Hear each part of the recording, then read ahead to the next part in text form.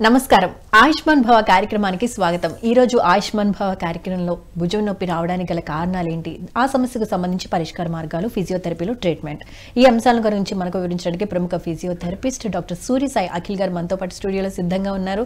వారిని అడిగి మరిన్ని విషయాలు తెలుసుకుందాం. అదేవిధంగా డాక్టర్ గారితో మీరు మాట్లాడాలి అనుకుంటే స్క్రీన్ మీద స్క్రోల్ అవుతున్న నెంబర్కి కాల్ చేసి మాట్లాడగలరు. డాక్టర్ గారు నమస్కారం అండి. ఆయుష్మాన్ భవ కార్యక్రమానికి స్వాగతం. ఈరోజు టాపిక్ భుజం నొప్పి. భుజం నొప్పి అంటే చెప్పడానికి చాలా చిన్నగా అనిపించినా అది సివియర్ ప్రాబ్లమ్ని క్రియేట్ చేస్తూ ఉంటుంది. సరిగ్గా పడుకోనివ్వదు, కూర్చోనివ్వదు, అంటే ప్రాపర్ సిట్టింగ్ పొజిషన్ కానీ స్లీపింగ్ పొజిషన్ కానీ ఏది కూడా ఇవ్వనివ్వదు. సో ప్రతిదీ డిస్టర్బెన్స్గా క్రియేట్ చేస్తుంది కదా.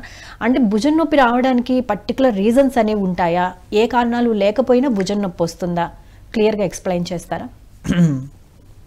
భుజం నొప్పి అనగానే మనం సాధారణంగా ఎప్పుడు చూస్తాము, ముఖ్యంగా వయసు అయిపోయిన వాళ్ళకి ఎక్కువగా ఏదైనా పని చేస్తున్నప్పుడు భుజం నొప్పి సాధారణంగా వింటాం. వయసులో ఉన్న వాళ్ళకి చాలా తక్కువ వింటాము, కానీ వయసు అయిన వాళ్ళకి ఎక్కువ వింటాం. ముఖ్యంగా చూసుకుంటే దీనికి రీజన్స్ ఉంటాయి కదండి, కారణాలు. మనకి ఎందుకు వస్తుంది అనే కారణాలు చూసుకుంటే ఏజ్ పరంగా డిఫరెంట్ కేటగిరీస్ ఉంటాయి. అంటే చిన్న ఏజ్లో వచ్చింది అనుకోండి, అయితే మీరు ఏదన్నా బరువైన పని చేసినప్పుడు, లేదా ఏదైనా బరువు ఎత్తుతున్నప్పుడు, లేదు ఏదైనా చిన్నగా ఏదైనా తగిలింది, ఇప్పుడు ఏదో గోడకు గుద్దుకున్నారు, లేదా గుమ్మానికి నడుచుకుంటే గుమ్మానికి గుద్దుకున్నారు అనుకోండి, లేదు బండి మీద వెళ్తున్నారు, డ్రైవ్ చేస్తున్నారు, సడన్ బ్రేక్ కొట్టారు, లేదు ఏదన్నా చిన్నగా గుద్దినప్పుడు, పడిపోలేదు గుద్దినప్పుడు, లేదా పడినప్పుడు, ఇలాగా ఎనీవేర్ ఏదో ఒక సందర్భంలో ఏదో ఒక సమయంలో దెబ్బ తగిలి ఉండొచ్చు. ఓకే, ఈ తగిలిన దెబ్బ మనకి తెలియదు, ఎందుకు తగిలినప్పుడు చాలా చిన్నగా ఉంటుంది. కానీ భుజం అనేది మనం ఎక్కువగా వాడే జాయింట్ అన్నమాట. మనం నార్మల్గా డైలీ లైఫ్లో చూసుకుంటే ముఖ్యంగా మనం వాడేది మన నీ జాయింట్స్, మోకాళ్ళు వాడతాం ఎక్కువ. మోకాళ్ళ తర్వాత తుంటి తర్వాత భుజం. మనం ఎక్కువ వాడే జాయింట్స్ ఇవి. అంటే మీరు ఏదైనా వస్తువు తీసుకోవాలి, మీ భుజం వాడతారు. మీరు ఫోన్ తీసుకోవాలి, మీ భుజం వాడతారు. అంటే చేతితో పాటు భుజం అనేది ఖచ్చితంగా మీరు వాడుతూనే ఉంటారు ప్రతి చోట. అయితే ఇక్కడ ఏమవుతుంది, నేను అన్నాను కదా, ఇప్పుడు ఇన్ని ప్లేసెస్లో ఎక్కడన్నా ఒక దెబ్బ తగిలింది అనుకోండి, ఒక 2-3 years బ్యాక్ 5 years బ్యాక్ అనుకోండి, లోపల ఏదైనా చిన్న డ్యామేజ్ జరిగింది అనుకోండి, చిన్నది, మీకు తెలియదు.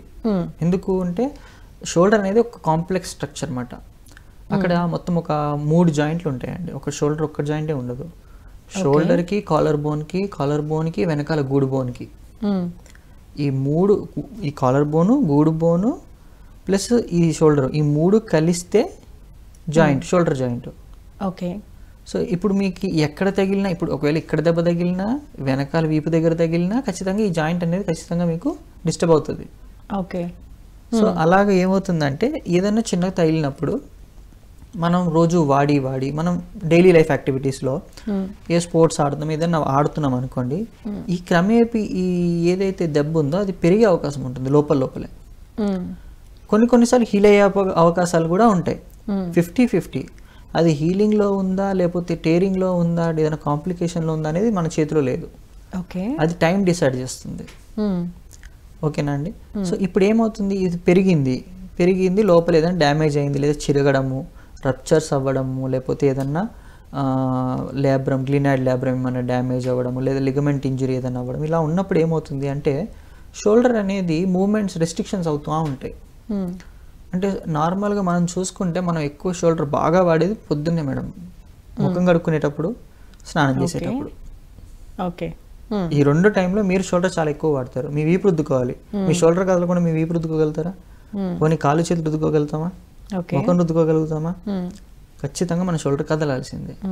ఈ కదిలే హ్యాండ్తో ఏ మూమెంట్ చేయాలన్నా కూడా షోల్డర్ అనేది కదులుతూనే ఉంటుంది కదా. నేను అదే చెప్తున్నాను. సో మీకు కాన్సెప్ట్ అర్థమయ్యేలా అదే చెప్తున్నాను. మీరు ఏది చెయ్యాలి అన్నా మీ షోల్డర్ కదలాలి, కానీ ఎంత ఇంటెన్సిటీ, మళ్ళీ ఇక్కడ ఇంటెన్సిటీ మారిపోతుంది చూడండి.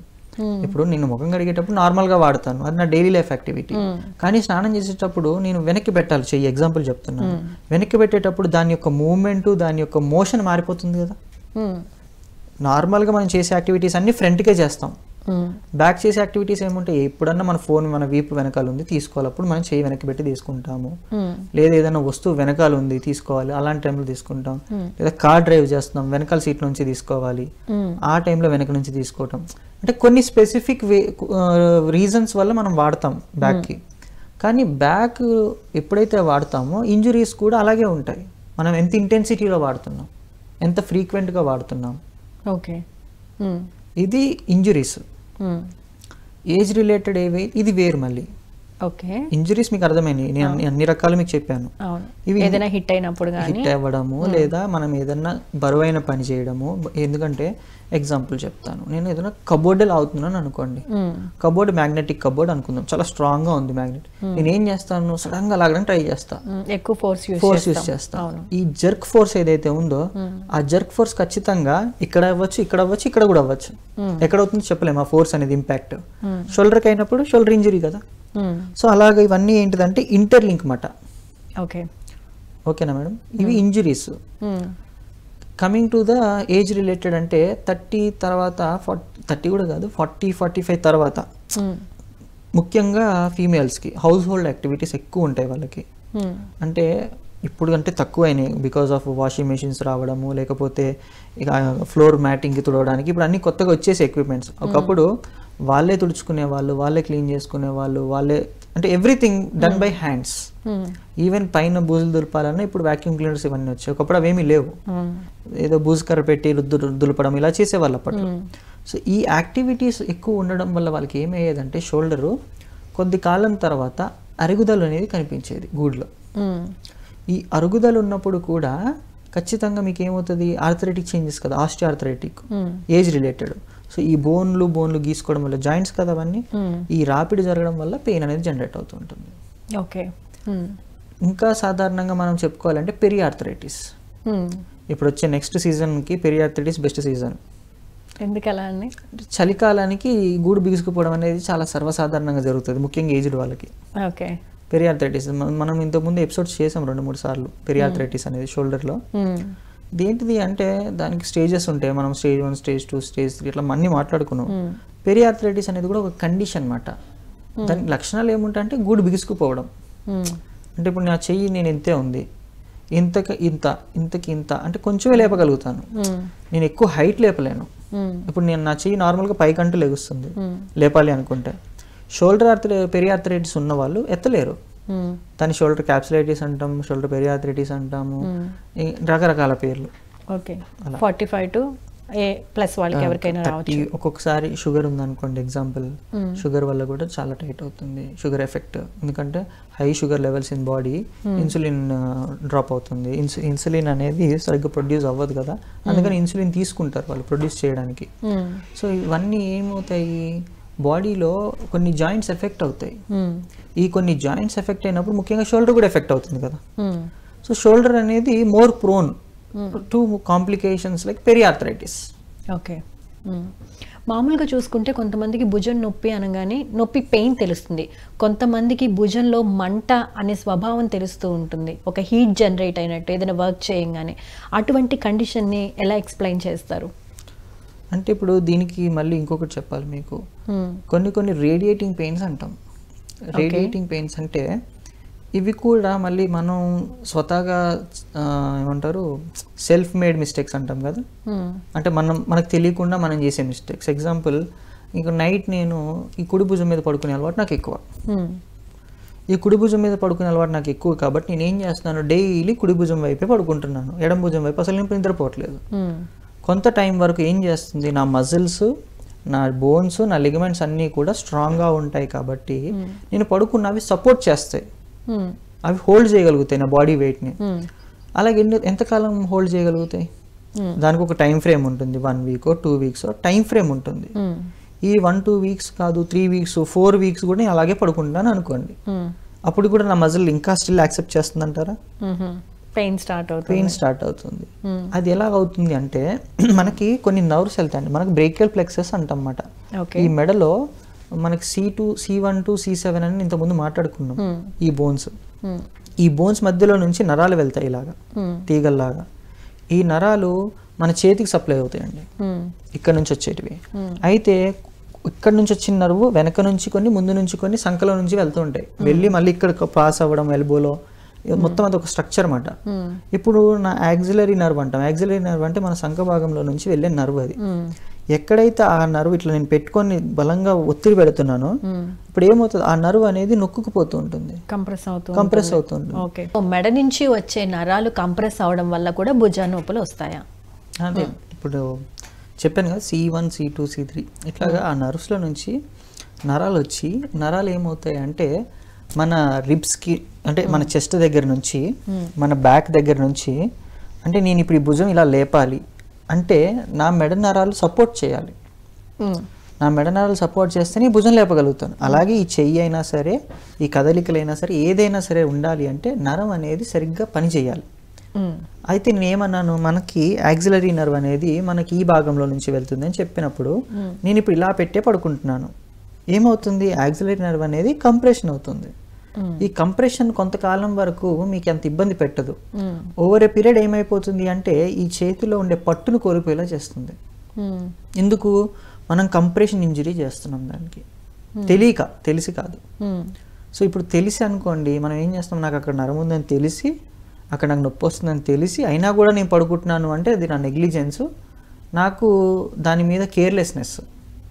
ఓకే, ఇప్పుడు నాకు ఇప్పుడు నేను ఒక పని చేస్తున్నప్పుడు ఆ పని చేస్తే నాకు గాయం అవుతుందని నాకు అర్థమైంది అనుకోండి, నేనేం చేయాలి, ఆ పని చేయకూడదు. ఏదైతే అది అయిందిలే చేద్దాం అని చేస్తే, so same with the sleeping pattern also, అదొక one of the kind of shoulder. ఇంకొకటి వచ్చి ఈ నర్వ్స్లోనే మళ్ళీ ఇప్పుడు నేను చెయ్యి అబ్డక్షన్ చేయాలా అడక్షన్ చేయాలి అన్నా కూడా నాకు ఆ నర్వ్సే ఇంపార్టెంట్. అంటే చెయ్యి పైకి లేపాలన్నా దించాలి అన్న, ఇప్పుడు నేను చెప్పేది ఈ మూమెంట్ వేరు, కానీ నేను చెయ్యి మళ్ళీ ఇట్లా పైకి వెనక్కి ముందు పైకి, అలాగే ఏంటిదంటే మేడం మనకి ముఖ్యంగా 3 నరాలు ఉంటాయి, ulnar nerve, median nerve, radial nerve అని 3 నరాలు ఉంటాయి. ఈ 3 నరాలు మన ఎల్బో కానీ మన చెయ్యి కానీ కదలాలంటే ఆ 3 నరాలే ముఖ్యం.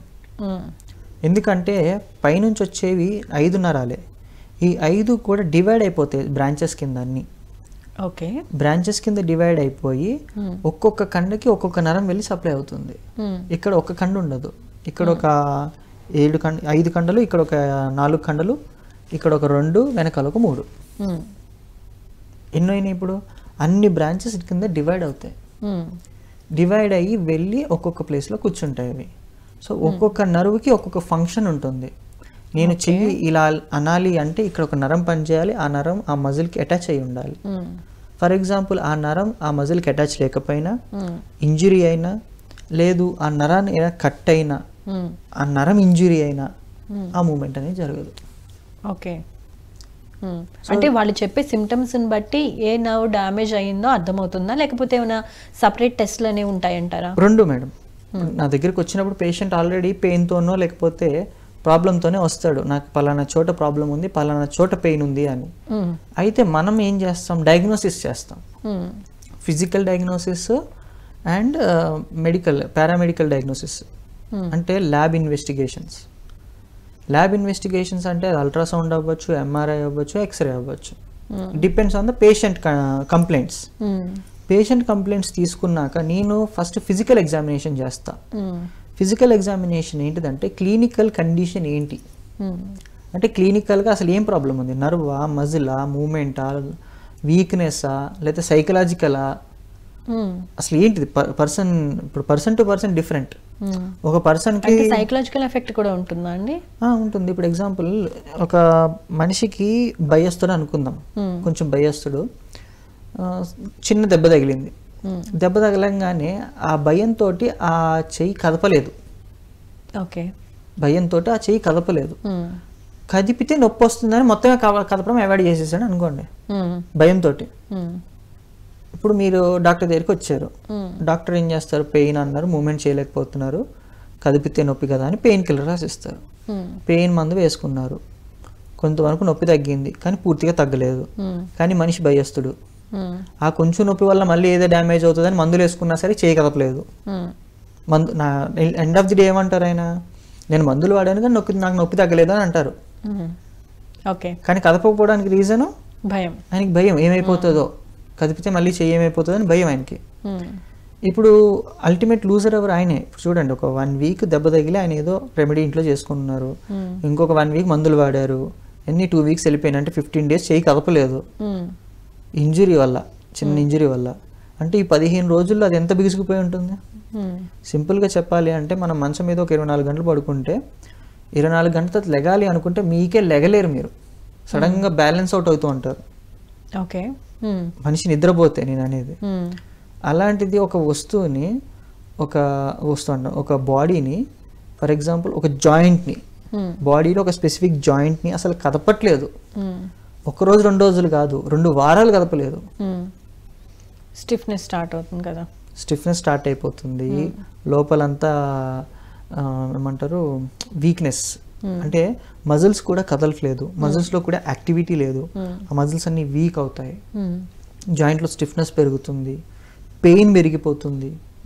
సో కాంప్లికేషన్స్కి లీడ్ అవుతూ ఉంటుంది. నాకు అలాగా చాలా కేసెస్ వస్తాయి. ఓకే, ముఖ్యంగా వయసు పైబడిన వాళ్ళు, పెద్దవాళ్ళు ఎక్కువగా చూస్తాను నేను. అంటే రీసెంట్గా కూడా ఒక కేసు చూశాను. 55 years ఓల్డ్ ఫీమేల్ లేడీ. ఆవిడ నడుచుకుంటూ వెళ్తున్నప్పుడు పడిపోతే ఈ చెయ్యి పెట్టారు నార్మల్గా, కానీ చెయ్యి ఏం విరగలేదు, ఏమీ కాలేదు. కానీ లోపల కౌకు దెబ్బలాగా తగిలింది, లోపల సాఫ్ట్ టిష్యూ ఇంజరీ అయ్యింది. సాఫ్ట్ టిష్యూ ఇంజరీ అయినప్పుడు ఆవిడకి వాస్తుంది కదా కొద్దిగా. ఈ వాపులు ఆవిడ ఏం చేశారు అంటే, నేను కదపను, నాకు భయం అని చెప్పి 55 years ఓల్డ్ లేడీ, ఎక్స్రే తీసాం, నార్మల్, ఎవ్రీథింగ్ వాజ్ నార్మల్. కానీ ఆవిడ ఏంటిది, భయంతో మూమెంట్ చేయలేదు. ఇది జరిగి కూడా నాకు ఒక 10 days అవుతుంది. అండ్ హిస్టరీ వచ్చి మన దగ్గర కాదు, వేరే చోట జరిగింది ఈ హిస్టరీ అంతా. మన దగ్గరికి వచ్చేటప్పటికి వేరు సిచ్యువేషన్ వాజ్ కంప్లీట్లీ. అది ఎలా ఉంది అంటే, ఈ వేలుని ఇలా అంటే ఇలా అంటుంది, ఇలా అంటే ఇలా అంటుంది, అంటే స్ప్రింగ్ సిస్టమ్ అయిపోయింది. అండ్ ఇలా అంటే కూడా ఆవిడ ఏడ్చేస్తారు, అంత పెయిన్ టాలరేటింగ్ కెపాసిటీ లేకుండా అయిపోయారు. అయితే ఆవిడ ఆల్రెడీ దానికి 3 months టైం ఫ్రేమ్ అయిపోయింది. 3 months తర్వాత వచ్చారు. ఈ 3 months ఆవిడ కదపలేకపోతున్నారు. ఎందుకంటే పెయిన్. పెయిన్ ఎలా తగ్గుతుంది అంటే, మూమెంట్ చేస్తేనే పెయిన్ తగ్గుతుంది, మూమెంట్ చేస్తే పెయిన్ వస్తుంది. ఆవిడ భయం ఇది ఇప్పుడు. మరి దీనికి సరైన గైడెన్స్ ఎవరు ఇస్తున్నారు? I don't know. వాళ్ళు తిరిగారు, సో హాస్పిటల్, సో డాక్టర్స్ కలిసారు. They are all expertise in pain. వాళ్ళ పెయిన్ మేనేజ్మెంట్ ఎప్పుడు ఏం ఆలోచిస్తారు? ఓకే, మందులు వాడితే తగ్గుతుంది, మందులు వాడితే తగ్గిపోతుంది అనే ఫీలింగ్ లో ఉంటారు. అదే ప్రాసెస్ లో ఉన్నారు.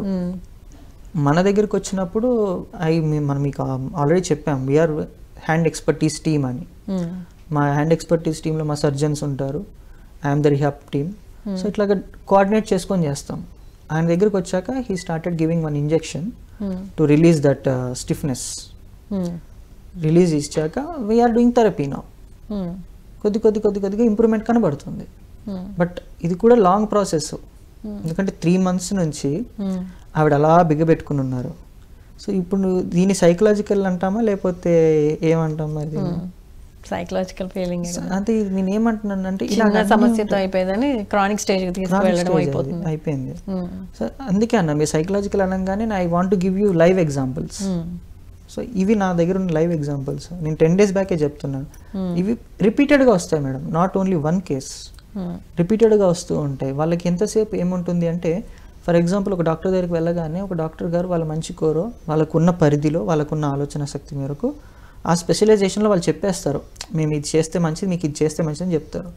కొంతమంది భయపడిపోయి ఈ డాక్టర్ ఏదో చెప్తున్నాడు, మనం వేరే డాక్టర్ దగ్గరికి వెళ్తామంటే, ఆ డాక్టర్ దగ్గరికి వెళ్ళినప్పుడు ఆ డాక్టర్ కూడా అదే చెప్పారు అనుకోండి, వాళ్ళు okay fine.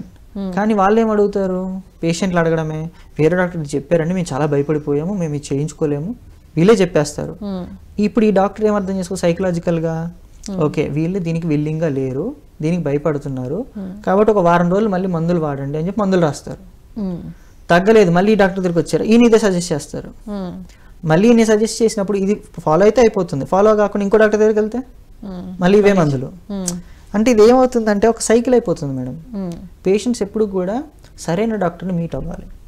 First of all చాలా క్లియర్గా చెప్తున్నాను, who are highly qualified, who are having good experience, they have to meet them.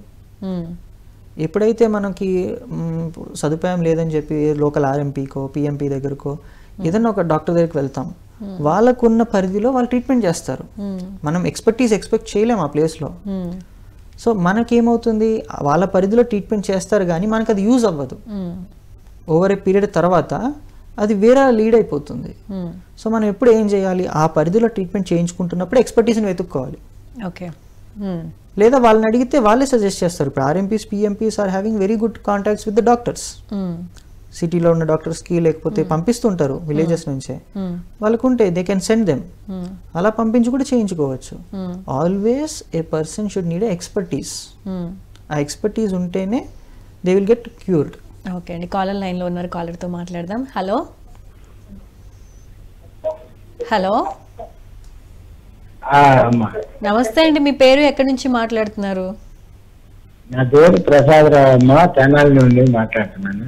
Prasadarao గారు చెప్పండి, ఏం తెలుసుకోవాలనుకుంటున్నారు? డాక్టర్ గారితో మాట్లాడండి, మీ ప్రాబ్లం ఏంటో చెప్పండి. నమస్కారం అండి, చెప్పండి సార్. నమస్తే డాక్టర్ గారు. చెప్పండి. నాకు భుజం దాదాపు ఒక 20 రోజుల నుండి బాగా నొప్పిగా ఉంది సార్. ఏమన్నా దెబ్బ తగిలించుకున్నారా, ఏమైనా పడ్డం ఏమైనా జరిగిందా అండి?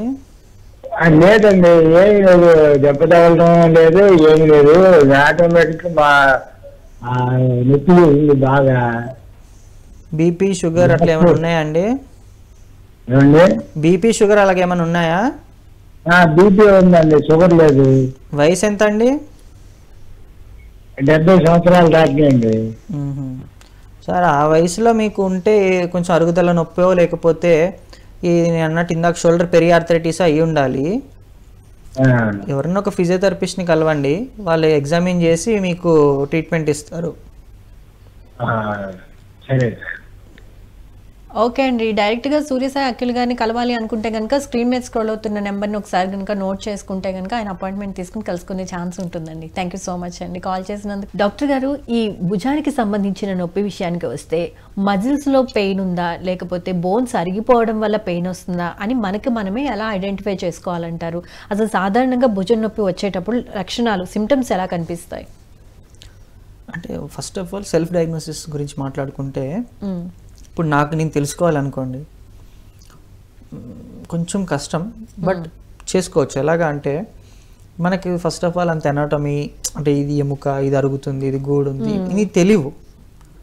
కానీ తెలుసుకోవడం ఎలాగా అంటే మనకు వచ్చే నొప్పి యొక్క విధానం, అంటే ఏ రకమైన నొప్పి వస్తుంది అనేది తెలుసుకోవచ్చు. అంటే ఇప్పుడు నేను నా చెయ్యి కదుపుతున్నాను, కదిపినప్పుడు నాకు ఏదైనా సౌండ్ వినిపిస్తుంది అనుకోండి,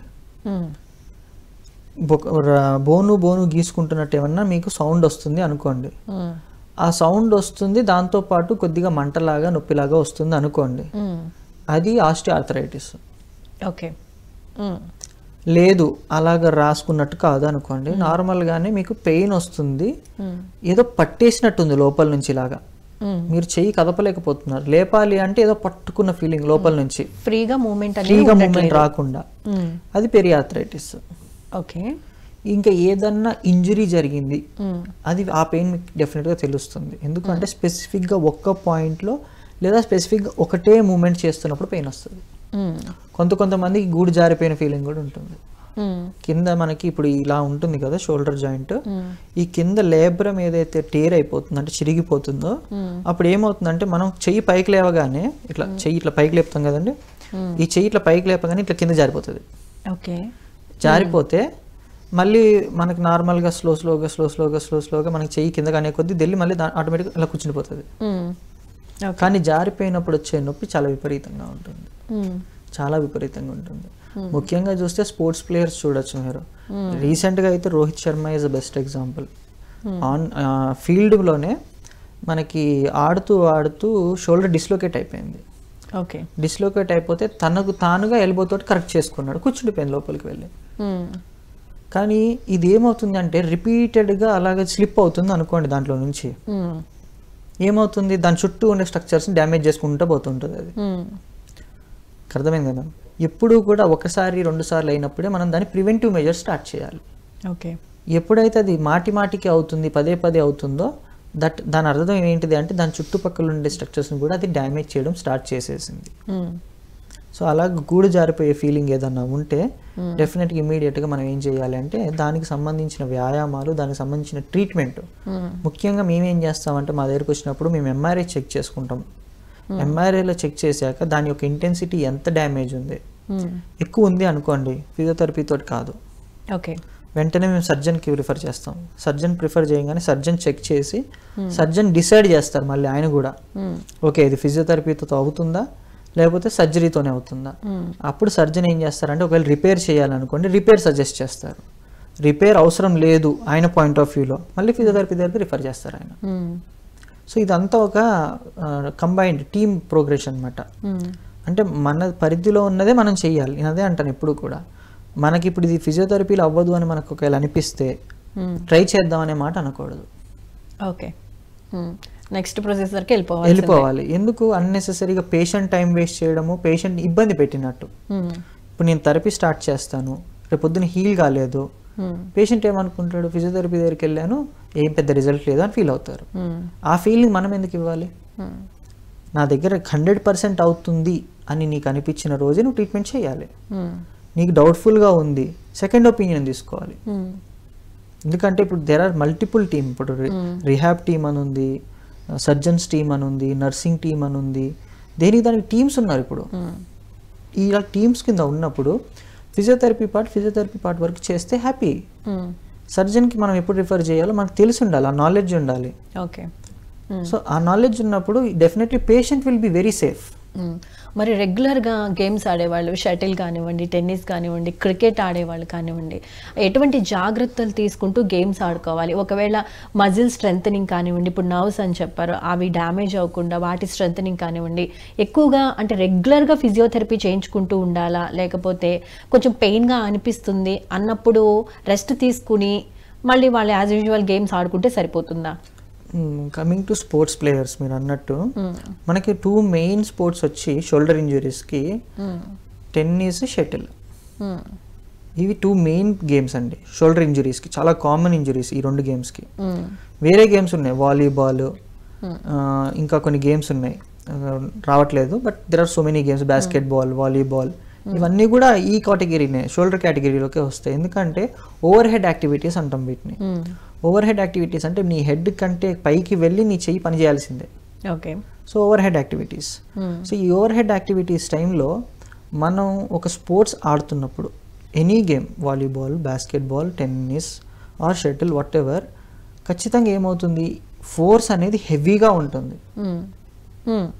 ఈ ఎప్పుడైతే హెవీ ఫోర్స్లో ఉంటుందో ఈ హెవీ ఫోర్స్ టైంలో మీ షోల్డర్ యొక్క స్ట్రెంగ్త్ సరిగ్గా లేదనుకోండి ఈజీగా ఇంజరీస్ అవుతాయి, చాలా ఈజీగా. యాంటీరియర్ అవ్వచ్చు, పోస్టీరియర్ అవ్వచ్చు. ఎందుకంటే నేను వెనక్కి అనేటప్పుడు నా యాంటీరియర్ ఫైబర్ స్ట్రెచ్ అవుతాయి. నేను నేను యాంటీరియర్గా కొడుతున్నప్పుడు అంటే ముందుకు కొడుతున్నప్పుడు నా వెనక బాగా ఉన్న మజిల్స్ కానీ లిగమెంట్స్ కానీ స్ట్రెచ్ అవుతూ ఉంటాయి. ఇలా నేను ఈ యాక్టివిటీని ఓవర్ యూజ్గా చేస్తున్నాను.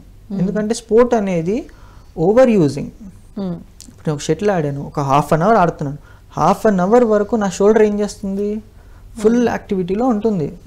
ఈ ఫుల్ యాక్టివిటీ నీ షోల్డర్కి నువ్వు ఇస్తున్నప్పుడు అక్కడ ఉన్న లిగమెంట్స్, టెండాన్స్, బర్సెస్ అన్నీ వర్క్ అవుతాయి.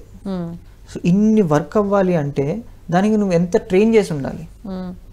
వాళ్ళు గేమ్ ఆడేది కూడా వ్యాయామం కిందే అనుకుంటూ ఉంటారు, కానీ ఎక్కువ ప్రెషర్ పెడుతున్నాం అన్న సంగతి కూడా మర్చిపోతూ ఉంటారు. కాలర్తో మాట్లాడదామండి ఫస్ట్. హలో హలో హలో, నమస్తే అండి, మీ పేరు? నా పేరు కరీముల్లా. కరీముల్లా గారు, మీ ప్రాబ్లం ఏంటో డాక్టర్ గారికి చెప్పండి. హలో, నమస్కారం అండి, చెప్పండి సార్. సార్ ఈ మా ఆడవాళ్ళకు ఈ చెయ్యి నొప్పి ఉంది సార్, భుజము కుడి చెయ్యి. అక్కడ అంటే కనీసం ఇప్పటికి ఒక 7-8 సంవత్సరాల నుంచి ఉంది. మందులు వాడుతున్నారు కానీ అది తాత్కాలికంగా మందులు వాడినప్పుడు బాగుంటాయి, తర్వాత మామూలు. ఓన్లీ భుజంలోనే ఉందా అండి, అరిచేతుల్లో, మోచేతులు అట్లా ఏమైనా ఉందా?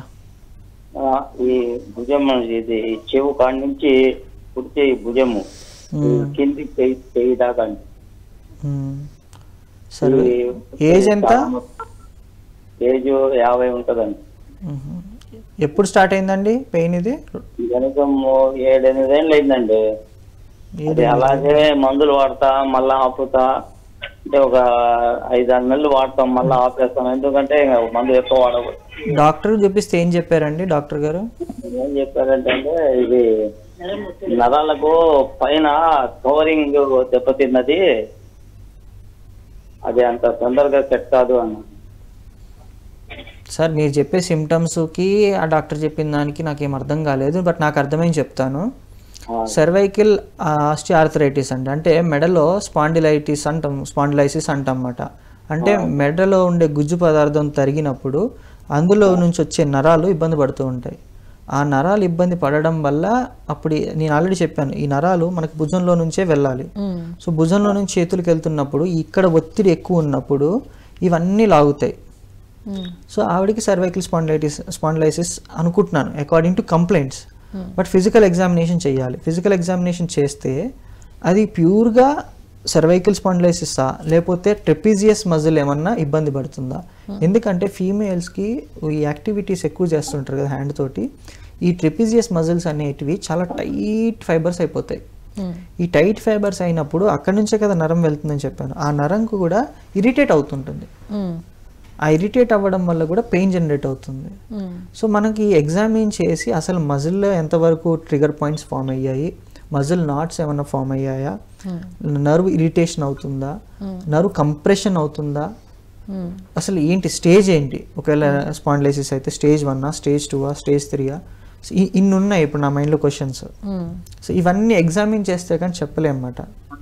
ఓకే, హలో డాక్టర్ గారి నెంబర్ డిస్ప్లే చేస్తున్నామండి, ఒకసారి నోట్ చేసుకుని అపాయింట్మెంట్ తీసుకుని ఒకసారి డైరెక్ట్గా కలిస్తే ఎగ్జామిన్ చేయడానికి పాసిబిలిటీ ఉంటుంది. Right, thank you so much అండి కాల్ చేసినందుకు. డాక్టర్ గారు స్పోర్ట్స్ పర్సన్స్ గురించి చెప్తున్నారు కదా, సో మజిల్ స్ట్రెంథనింగ్ చేయడానికి మీరు ఎటువంటి టెక్నిక్స్ యూజ్ చేస్తారు? నిజంగా వాళ్ళు రెస్ట్ తీసుకుంటే సరిపోతుందా లేకపోతే ఖచ్చితంగా ఫిజియోథెరపీ చేయించుకోవాలా? అంటే మేడం ఎవ్రీ ఇంజురీకి ఫిజియోథెరపీ మ్యాండేటరీ నన్ను అడిగితే. ఎందుకు అంటే ఫిజియోథెరపీ ఏం చేస్తారు, చూసి రెస్ట్ కావాలి అనుకోండి ఇమీడియట్గా రెస్ట్ అని చెప్పేస్తారు. If it needed therapy then they will say physiotherapy. అది ఫిజియోథెరపీ డిసైడ్ చేయగలుగుతారు. ఇప్పుడు ఎందుకంటే స్పోర్ట్స్ ఎప్పుడు కూడా madam it's a different category with normal people. అంటే స్పోర్ట్స్ ముఖ్యంగా మనం చూసుకుంటే ఇప్పుడు సైనా నెహ్వాల్ కానీ లేకపోతే ఇప్పుడు మన కులాల్ గోపీచంద్కి వెళ్తే you can see lot of players who are playing for district, nationals, internationals. వీళ్ళ దగ్గరికి వెళ్ళినప్పుడు వాళ్ళ ట్రైనింగ్ చాలా డిఫరెంట్గా ఉంటుంది, వాళ్ళ మజిల్ స్ట్రెంథనింగ్ డిఫరెంట్గా ఉంటుంది, వాళ్ళ స్పోర్ట్స్ ట్రైనింగ్, వాళ్ళ ఎండ్యూరెన్స్ ట్రైనింగ్, వాళ్ళ స్ట్రెంగ్త్ ట్రైనింగ్. అంటే మీకు ఒక వన్ వే ట్రైనింగ్ ఉండదండి. Cardio respiratory endurance as well as muscle strengthening, ఈ రెండింటికి కొన్ని స్పెసిఫిక్ టెస్ట్స్ ఉంటాయి ట్రెడ్మిల్ మీద చేయించడము. ఫర్ ఎగ్జాంపుల్ చెప్తాను మీకు, విరాట్ కోహ్లీ అనే పర్సన్ ఉన్నారు మీకు తెలుసు, ఫేమస్. ఇప్పుడు విరాట్ కోహ్లీ రన్నింగ్ మెషిన్ అంటారు. అంటే ఎప్పుడన్నా మీరు రన్స్ వికెట్స్ మధ్య పరిగెట్టడం చూడండి, హీ రన్స్ వెరీ ఫాస్ట్. మరి ఆ ట్రైనింగ్ ఎలా తీసుకున్నారు? ట్రెడ్మిల్ మీద హీ విల్ హ్యావ్ ఈసీజీ లాగా ఎలక్ట్రోడ్స్ ఉంటాయి, ఎలక్ట్రోడ్స్ పెట్టి టెస్ట్ చేస్తారు ఆయన యొక్క ఫిట్నెస్ ఎలా ఉంది అని. ఫిట్నెస్ టెస్ట్ అంటాం మనం. ఓకే, సో ఈ ఫిట్నెస్ టెస్ట్ చూసుకుంటే he's excellent. Why? Because he train himself. ఎలా ట్రైన్ చేసుకున్నారు? By having a specific trainer for it. ఇప్పుడు స్పోర్ట్స్ ట్రైనర్ వేరే ఉంటారు, స్ట్రెంగ్త్కి కానివ్వండి, ఎండ్యూరెన్స్కి కానివ్వండి, దేనికైనా కానివ్వండి. స్పోర్ట్స్ ట్రైనింగ్ అనేది ఒక కోచ్, సెపరేట్ కోచ్ ఉంటారు. They train very few people. అంటే ఎగ్జాంపుల్ తీసుకుంటే ఎవరైనా ఒక నేషనల్ బిగ్ కోచ్ తీసుకుందాం ఎగ్జాంపుల్, ఎవరైనా తీసుకుంటే వాళ్ళ దగ్గర ఎక్కువ మంది ఉండరు, 100 మంది ఉండరు. They will train hardly 5 to 10 people, hardly. అంతకుమించి ట్రైన్ చేయరు వాళ్ళు. మీరు లక్షలు ఇస్తానే చేయరు. ఎందుకు అంటే they have to concentrate very much on each and every person. Then only వాళ్ళు ఏమవుతారు అంటే నెక్స్ట్ లెవెల్ అప్ అవ్వగలుగుతారు. ఓకే, జనరల్గా అంటే పెద్ద పెద్ద వాళ్ళని తీసి పక్కన పెట్టినా జనరల్గా మామూలుగా ఆడుకునే అంటే కాలేజ్లో కానివ్వండి లేకపోతే స్కూల్స్లో కానివ్వండి, ఎవరి చిన్న చిన్న పిల్లలు కానివ్వండి, మేడం నార్మల్ ఇంజరీస్ అవుతాయి అయినప్పుడు డెఫినెట్గా ఫిజియోథెరపీని కన్సల్ట్ అవ్వాలి. అయినప్పుడు ఒక ఇంట్లో చేసుకునేటివి అనుకోండి, ఆ 1 day వాళ్ళు ఏం చేసుకోవాలో చూపించి పంపించేస్తారు. ఇప్పుడు జనరల్గా రాంగ్ పొజిషన్లో అంటే రాంగ్ వేలో ఏదన్నా తీసుకోపోయినప్పుడు భుజం పట్టేసింది అని అంటూ ఉంటారు. 2 days రెస్ట్ తీసుకుంటే, కాబట్టి ఆ 2 days హెవీగా పెయిన్ని భరిస్తూ ఉంటారు. అలా కాకుండా వెంటనే ఫిజియోథెరపీకి వెళ్ళిపోవాలా లేకపోతే కొంచెం రెస్ట్ తీసుకుంటే సెట్ అయిపోతుందా? అంటే ఇది ఎలా ఉంటుందంటే మేడం, ఇప్పుడు మీకు రిసోర్సెస్ ఉన్నాయి, వాడుకోవడం మంచిది. ఓకే, రిసోర్సెస్ లేవు, then you have to wait. అంటే ఒకవేళ ఫిజియోథెరపీ చేయించుకోకపోతే ఈ నొప్పులు మీరు చెప్పారు ఒక 2 years తర్వాత 3 years తర్వాత మళ్ళీ బయటపడి పెయిన్ ని క్రియేట్ చేస్తాయి అని చెప్పి ప్రాబ్లమ్ ని క్రియేట్ చేస్తాయి. అది టైప్ ఆఫ్ ఇంజురీని బట్టి. అంటే ఇప్పుడు మీకు గుర్తుండకపోవచ్చు. నా దగ్గరకు వచ్చే పేషెంట్ చాలా మందికి నేను హిస్టరీ అడుగుతా. ఫస్ట్ అడిగేది నేను హిస్టరీయే. అమ్మ ఎప్పుడైనా పడ్డారా? సో ఇటువంటి కండిషన్ లో కనుక ముందే ఫిజియోథెరపీ చేయించుకుంటే ఒక 2-3 years తర్వాత మళ్ళీ రిపీట్ అయ్యే ఛాన్స్ ఉంటుందా లేకపోతే 50-50 మేడం, అదే అంటున్నాను. కైండ్ ఆఫ్ ఇంజురీ, ఏం ఇంజురీ జరిగిందనే దాన్ని బట్టే ఉంటుంది. ఇంజురీ యొక్క ఇంటెన్సిటీ ఎక్కువ ఉంది, రిపీట్ అయ్యే ఛాన్సెస్ ఎక్కువ. ఇంటెన్సిటీ తక్కువ ఉంది, రిపీట్ అయ్యే ఛాన్సెస్ తక్కువ. ఓకే. ఇప్పుడు ఒక మనిషి ఒక 50% లిగమెంట్ ఇంజరీతో నా దగ్గరికి వచ్చారు. 50% డ్యామేజ్ అయిపోయింది లిగమెంట్. నా దగ్గరికి వచ్చారు. నేను ట్రైన్ చేస్తాను, ట్రీట్మెంట్ ఇస్తాను, అన్నీ చేస్తాను. At the same time warning కూడా ఇచ్చేస్తాను. నేను 50% క్యూర్ చేసేసాను, బట్ ఇంకా 50% ఛాన్సెస్ మీ చేతిలోనే ఉన్నాయి. 100%లో 100% రికవరీ కావాలి కదా పర్సన్కి. 50% నేను చేసి ఇచ్చేస్తా, 50% మీ చేతిలో ఉంది. ఆ 50% ఏంటిది అంటే ఉన్న లిగమెంట్ని మళ్ళీ మీరు డ్యామేజ్ చేసుకోకుండా తీసుకోవాల్సిన ప్రికాషనరీ మెజర్స్ మీరు తీసుకోవాలి లైఫ్ లాంగ్. ఆబ్వియస్లీ ఒకసారి మేడం బాడీలో ఎక్సర్సైజ్ మాత్రం కంపల్సరీగా చేసుకోవాల్సిందే. You have to maintain. Madam నేను మంచి డైట్ తింటున్నా, రోజు జిమ్కి వెళ్తున్నా, మంచి వాకింగ్ చేసుకుంటున్నా, how I will be? Absolutely fine. For example నాకు నచ్చిన జంక్ ఫుడ్ తింటున్నా, ఇంట్లో పడుకుంటున్నా, వెళ్తే డ్యూటీకి వెళ్తా, మళ్ళీ వస్తా, మళ్ళీ నచ్చింది తింటా, how it will be? So ఇక్కడే చూడండి, మెయింటైన్. మీరు ఏం మెయింటైన్ చేస్తున్నారు? మీ లైఫ్ స్టైల్ అవ్వనివ్వండి, లేకపోతే మీరు ఉండే విధానం, నడిచే విధానం, నడవడిక, ఫుడ్ అన్నీ మెయింటైన్ అవ్వాలి. కానీ నొప్పి ఏదైనా ఒక ఫిజియోథెరపీ అనే పర్సన్ ఈ ఎక్సర్సైజ్ చేయండి అని కనుక సజెస్ట్ చేస్తే వాళ్ళు లైఫ్ లాంగ్ ఆ ఎక్సర్సైజ్ చేయాల్సిందే అంటారా? అట్లీస్ట్ నేను అనేది 6 months to 1 year చేయాలి మినిమం. అది ఓకే, మెయింటైన్ అవుతుంది, తర్వాత ఆటోమేటిక్గా మెయింటైన్ అవుతుంది. ఎందుకంటే ఆ మజిల్లో ఆ స్ట్రెంత్, ఆ టోన్ ఫామ్ అయిపోయింది. ఫామ్ అయిపోయాక ఆబ్వియస్లీ ఎప్పుడన్నా మీకు వీక్ అనిపించింది అనుకోండి, ఈ 6 months 1 year మీ ఫీడ్ అయి ఉంటుంది మీ బ్రెయిన్లో. మీరే చేస్తారు ఎవరు చెప్పకపోయినా, అరే అప్పుడు ఏదో చేసాం కదా ఒకసారి ఇది చేసి చూద్దాం అని చెప్పి మీరు చేసి చూస్తారు. అప్పటికి వర్కౌట్ కాకపోతే మళ్ళీ ఫిజియోథెరపీ దగ్గరికి వస్తారు. ఓకే, కండిషన్ ఏదైనా కానీ అంటే ఏదైనా ఒక చిన్న సమస్య వచ్చింది అనుకుని నెగ్లిజెన్సీ లేకుండా ఖచ్చితంగా ఫిజియోథెరపీ ద్వారా ట్రీట్మెంట్ తీసుకుంటే క్రానిక్ స్టేజ్కి వెళ్లకుండా ఉండే ఛాన్స్ అయితే ఉంటుంది. నేను ప్రతి దానికి ట్రీట్మెంట్ కూడా చెప్పాను madam. At least you take proper suggestion from a professional. Okay, ఇప్పుడు నాకు చాలా మంది పేషెంట్లు ట్రీట్మెంట్ కంటే కూడా ముందు ఫోన్ చేసి నాకు ఇలా జరిగింది అని చెప్తారు. వాళ్ళు they want to know that whether it is a correct or wrong. నేను ఎందుకు నా పేషెంట్స్ని ఇట్లా గైడ్ చేసుకున్నాను అంటే వాళ్ళకి హార్మ్ఫుల్ స్టేజ్లోకి వెళ్ళకూడదు అని. అంటే ఏదున్నా సరే నేను ఉన్నాను అనే ఒక భరోసా, ఒక హామీ. ఎందుకు ఏదైనా జరిగింది, ఇంట్లోనే పడ్డారు, ఫస్ట్ ఫోన్ కాల్ నాకే వస్తుంది, సర్జన్కి కూడా వెళ్ళదు, లేదా డాక్టర్ దగ్గరికి వెళ్ళిపోరు వాళ్ళు. ఫోన్ చేసి ఇలా పడ్డాను, ఏం చేయాలో అర్థం కావట్లేదు. నేను ఫోన్లోనే ఆల్మోస్ట్ 15-20 minutes కన్వర్సేషన్ నడుస్తుంది. ఎలా అయ్యింది, ఏమయ్యింది, ఒకవేళ ఎక్కడెక్కడ వాపు వచ్చింది, చెయ్యి కదపగలుగుతున్నారా లేదా, ఐస్ పెట్టండి, ఐస్ పెట్టి రేపు మార్నింగ్కి డాక్టర్ దగ్గరికి వెళ్ళండి. ఎందుకంటే వాపు ఎక్కువ ఉంది ఎగ్జాంపుల్, అక్కడ ఏం చేయలేని పరిస్థితి. కొంతమంది ఏమంటారంటే స్ట్రెయిన్ అయినట్టుంది సార్, నాకు లిగమెంట్ ఓవర్ స్ట్రెచ్ అయింది తెలుస్తుంది, కానీ చాలా మంటగా ఉంది, 1 week రెస్ట్ తీసుకో, ఒక 5 days ఇక్కడికి కదలకు, ఇంట్లో ఉండదు. ఓకే, అంటే నా సజెషన్స్ ఇవే. ఎందుకు ఆల్రెడీ ఒక ప్రొఫెషనల్కి చెప్పారు. ఒకవేళ నాకు అవసరమైంది అనుకోండి, నేను పర్సనల్గా వెళ్తాను విజిట్కి వెళ్ళి నేను ఎగ్జామిన్ చేసి then I will take a call. Okay, అట్లా right. Thank you so much అండి. భుజం నొప్పి రావడానికి గల కారణాలు అండ్ సాధారణంగా వచ్చే భుజం నొప్పికి, యాక్సిడెంటల్ ద్వారా వచ్చే భుజం నొప్పికి మా కాలర్స్ అడిగిన ప్రశ్నలకి చాలా చక్కటి సమాధానాలు వివరించినందుకు, వీటన్నింటికి ఫిజియోథెరపీ అసలు ఏ రేంజ్లో యూజ్ అవుతుంది ఎక్స్ప్లెయిన్ చేసినందుకు ధన్యవాదాలండి. Thank you so much. చూసారు కదండి, ఇది ఇవాళ ఆయుష్మాన్ భవ కార్యక్రమ విశేషాలు. మరో ఎపిసోడ్లో మళ్ళీ కలుసుకుందాం. అంతవరకు చూస్తూనే ఉండండి PMC. నమస్కారం.